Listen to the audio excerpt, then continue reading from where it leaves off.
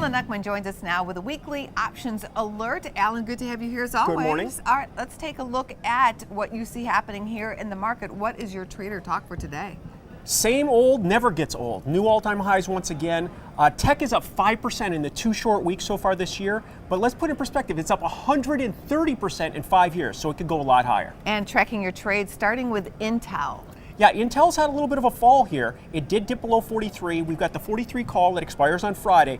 A move up to 43.75 yesterday is a positive. It can push through 44. We might get another leg higher, and we can salvage that option a little better. What's happening with your Coke trade? That's another one we're tracking. Coke's doing well. It's a January 44 call. It's at the highest level yesterday since we've seen since November.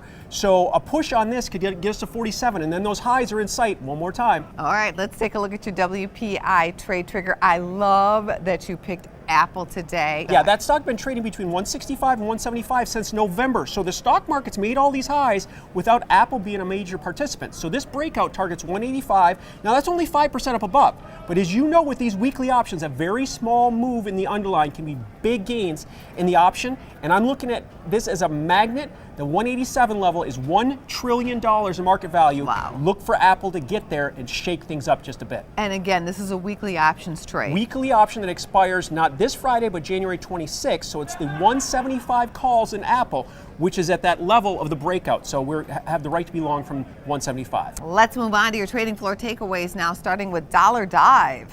Yeah, the dollar has fallen to its lowest level since end of 2014. So it's been over 3 years. So that's very supportive. Think about how that helps the stock market, because international sales are a better value, and that's going to help corporate profits and other aspects of the market. And then crude catalyst. That's part of the dollar. The crude market has gone to 65. We talked about this weeks and weeks ago, that this breakout of the $45 to $55 range targets 65. Now that seemed like very optimistic, but it got within a quarter of that level last week, and that's supportive of all of the energy stocks, and that's been part of this market run-up over the last couple weeks. And last on your list, complacency and calm. What do you mean by that?